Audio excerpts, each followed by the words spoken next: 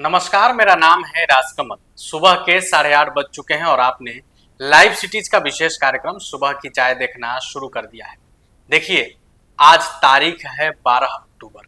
आज का जो दिन है वो काफी महत्वपूर्ण है। आज विजयदशमी भी है। विजयदशमी की आप सभी को हार्दिक शुभकामनाएं। आज रावण दहन होगा। पटना के ऐतिहासिक गांधी मैदान में रावण का पुतला दहन होगा। पूरा कार्यक्रम क्या है हम विस्तार से senior journalist Ravi Upadhyay sir से जानेंगे। लेकिन देखिए, एक तरफ जहां आज रावण दहन होगा, वहीं दूसरी तरफ सम्राट चौधरी, बिहार के डिप्टी सीएम है सम्राट चौधरी, उनके लिए आज का दिन काफी शुभ है। आखिर क्या कुछ है शुभ, इस पर भी हम विस्तार से चर्चा करेंगे। इसके साथ ही देखिए, एक तरफ जहां रावण दहन का कार्यक्रम चल रहा है, उस बीच कांग्रेस ने अशोक चौधरी को लेकर बड़ा बयान दे दिया है, जिसके बाद से सियासत तेज हो गई है। इस पर भी हम विस्तार से जानेंगे। इसके साथ ही देखिए, नीतीश कुमार को एनडीए छोड़ देना चाहिए। यूपी के पूर्व सीएम है अखिलेश यादव, उनके एक बयान से बिहार से दिल्ली तक की सियासत गर्मा गई है। पूरा मामला क्या है, आखिर क्यों सियासी खलबली मच गई है, इस पर भी हम विस्तार से जानेंगे। वहीं स्मार्ट मीटर को लेकर एक बार फिर से बिहार में महासंग्राम होने वाला है।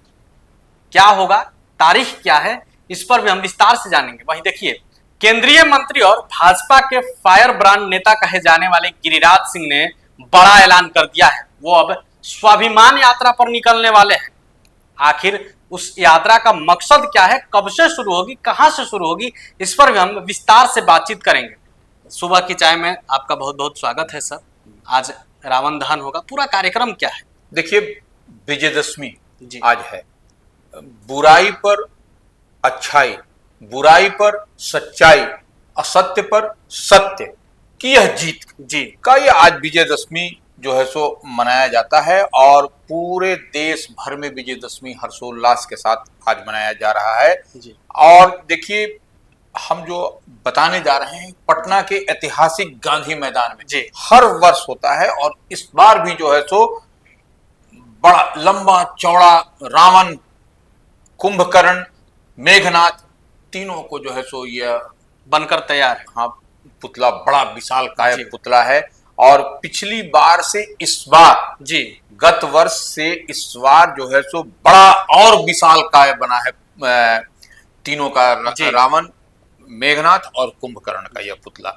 ये अब आप इसको ऐसे समझ लीजिए कि पिछली बार जो है सो यह पुतला लगता है 70-75 फीट का था। जी। इस बार जो है सो 80 फीट का लगता है पुतला है, जो जानकारी मिल रही है। इस बार जो है सो 80 फीट का आपको रावण का है। कुंभकर्ण, मेघनाथ का भी आपको उसी तरह 75 फीट का है। मैंने थोड़ा सा 5 फीट छोटा करके तीनों पुतला बनाया गया है। और देखिए, यही नहीं है, यह इको फ्रेंडली जो पटाखे होते हैं, उससे वह छोड़ा जाएगा। वह पटाखा ये तो पहली बार लग रहा है कि ऐसा होने जा रहा है। बिल्कुल, तो ये इको फ्रेंडली पटाखा, उससे किसी को हार्म नहीं हो, जो उसका जो ये निकलता है पॉल्यूशन, ये वो तो ये सब बहुत तैयारी की गई है। और देखिए, यह तैयारी आपको 3 बजे जो है सो नागा बाबा ठाकुरबाड़ी है, वहां से रामलीला की टीम गांधी मैदान, ऐतिहासिक गांधी मैदान जहां पर यह आयोजन है, इस आयोजन स्थल पर जो है सो पहुंचेगी। उसके बाद से शोभा यात्रा 4:15 बजे जो सो गांधी मैदान वह भी पहुंचेगी। और उसके बाद से रावण दहन जो का कार्यक्रम है वह लगभग शुरू हो जाएगा और 6:30 बजे तक चला जाएगा। उसी दौरान देखिए, जैसे सनसेट होने लगता है, उसी समय जो है सो आपको यह पटाखे से पूरा आकाश जो है सो भर जाएगा। ये एक अच्छा है। और मुख्यमंत्री नीतीश कुमार हर साल जाते हैं, राज्यपाल भी जाते हैं, इस बार भी वो रहेंगे और राज्यपाल भी रहेंगे। और वही जो है सो वहीं से वह तीर चला के बेचते हैं। यही होता है आपको। तो इस बार भी सब कुछ। और देखिए, सुरक्षा की ओर से पटना जिला प्रशासन की ओर से सुरक्षा के पुख्ता इंतजाम किए गए हैं। आपको 128 सीसीटीवी कैमरे से 128 सीसीटीवी कैमरे लगाए पूरे गांधी मैदान आसपास के एरिया में चप्पे चप्पे पर पुलिस की पैनी नजर बनी हुई है।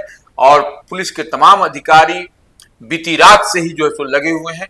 और उसमें जो है सो दंडाधिकारी जो है सो 8 दंडाधिकारी के साथ ही अतिरिक्त पुलिस बल की तैनाती की गई है चारों तरफ। किसी प्रकार की कोई हताहत न हो, क्योंकि लगभग पूरे बिहार के अलग अलग जिलों से भी लोग देखने आते हैं रावण दहन।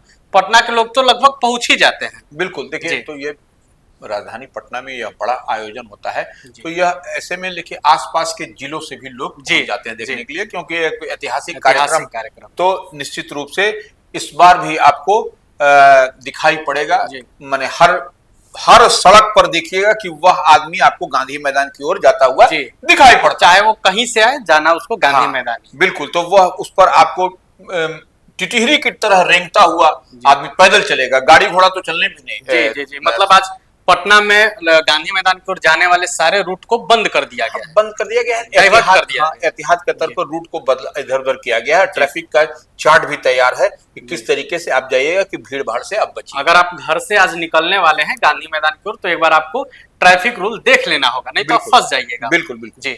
और ये कार्यक्रम स्थल पर गांधी मैदान का की ओर जो रास्ता जाता है, तो आप ऐसे दूसरा उसका अल्टरनेट व्यवस्था किया गया है, बट लेकिन गांधी मैदान की ओर आप जब जाइएगा तो आपको थोड़ा सा ट्रैफिक नियम को देखते हुए निकलना पड़ेगा। इस बार का रावण दहन जो है काफी खूबसूरत होने वाला है, इको फ्रेंडली पटाखे इस्तेमाल किए जाएंगे। सम्राट चौधरी के लिए भी आज का दिन काफी शुभ बताया जाता है। देखिए आज विजयदशमी है जी। तो यह आज इससे शुभ अवसर, शुभ मुहूर्त क्या हो सकता है जी। तो सम्राट चौधरी जो नीतीश कैबिनेट में मिनिस्टर हैं और डिप्टी सीएम हैं, उप मुख्यमंत्री हैं, ऐसे में उनको 5 देश रत्न मार्क जो ईयर मार्क है, वह ईयर मार्क कहने का मतलब कर्णांकित है कि वह डिप्टी सीएम के नाम से ही अलॉट होता है। इससे पहले आप देखिएगा कि तेजस्वी यादव के पास था, डिप्टी सीएम थे, तो उनके पास था जब महागठबंधन की सरकार थी तब। उससे पहले जब एनडीए की सरकार थी तब तारकिशोर प्रसाद, उससे पूर्व जैसो सुशील कुमार मोदी उस मकान में रहा करते थे।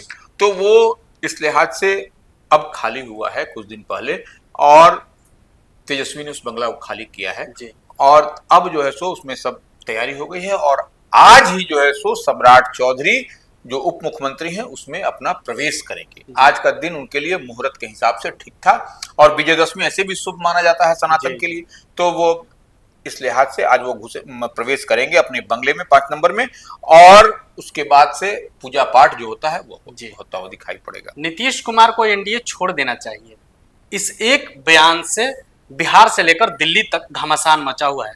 यूपी के पूर्व सीएम अखिलेश यादव, पूरा मामला क्या है सर? देखिए समाजवादी पार्टी के बड़े नेता हैं जी, उत्तर प्रदेश के पूर्व मुख्यमंत्री रहे हैं और इस बार जो लोकसभा का चुनाव हुआ उसमें भी उत्तर प्रदेश में एक अपनी मजबूत पकड़ उन्होंने दिखाई है, इसमें कहीं कोई दो मत नहीं। तो ऐसे में लोकनायक जयप्रकाश नारायण जी का जो कार्यक्रम था, पिछले दिनों जयंती थी, हाँ जयंती थी, तो जेपी सेंटर है लखनऊ में जी, वहां पर उनको माल्यार्पण करने जाना था। तो जो प्रशासन की ओर से व्यवस्था की गई थी उस व्यवस्था के तहत वह वहां तक नहीं पहुंच पाए अपने समर्थकों के साथ जी। तो वह उनका आरोप है, अखिलेश यादव का ex chief minister Uttar Pradesh का आरोप है कि एनडीए की सरकार जो है सो जननायक के इतने बड़े कार्यक्रम में भी माल्यार्पण करने तक की इजाजत नहीं दे रही है, प्रवेश करने नहीं दे रही है, स्टैच्यू तक वहां तक नहीं माल्यार्पण करने दिया जा रहा है। तो उसी से वह उत्तेजित होकर के उन्होंने कहा है कि नीतीश कुमार जो एक बड़े समाजवादी हैं और जयप्रकाश नारायण के शिष्य रहे हैं और जयप्रकाश नारायण के विचारों पर वह चलने वाले अपने आप को बताते हैं नीतीश कुमार, जो मुख्यमंत्री बिहार हैं और जदयू के राष्ट्रीय अध्यक्ष हैं।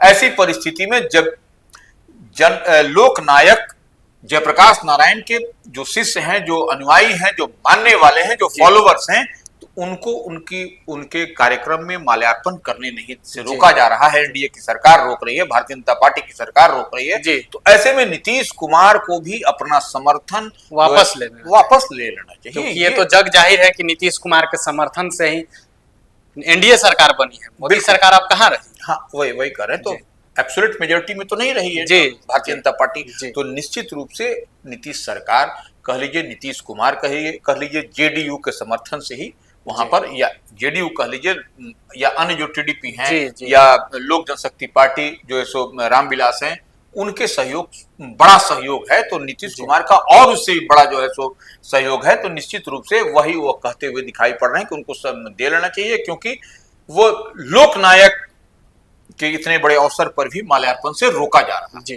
तो कहीं ना कहीं समाजवादियों के साथ में यह इस तरीके का जो किया जा रहा है, तो नीतीश कुमार को अपना समर्थन समाजवादियों के साथ रखते हुए इसको विड्रॉ करना चाहिए। समर्थन यही है अखिलेश यादव का पूरा कहना है। इसके बाद कांग्रेस एक बार फिर से मंत्री अशोक चौधरी को लपेटे में ले लिया। अखिलेश प्रसाद प्रदेश अध्यक्ष हैं कांग्रेस के, उन्होंने अशोक चौधरी पर फिर से निशाना साधा है। पूरा मामला क्या है? देखिए, अखिलेश कुमार सिंह, जो अखिलेश कुमार हैं या अखिलेश कुमार सिंह कह लीजिए, कांग्रेस के प्रदेश अध्यक्ष और राज्यसभा सांसद हैं, उनका है कि अशोक चौधरी को बगैर किसी बात के वो टारगेट कर रहे हैं। नंबर एक बात, अगर अशोक चौधरी कोई कार्यक्रम आयोजन कर रहे हैं, भीम सांसद कर रहे हैं या कोई भीम संवाद कर रहे हैं या अन्य कोई कार्यक्रम कर रहे हैं, तो अपने बलबूते अपने दम पर है।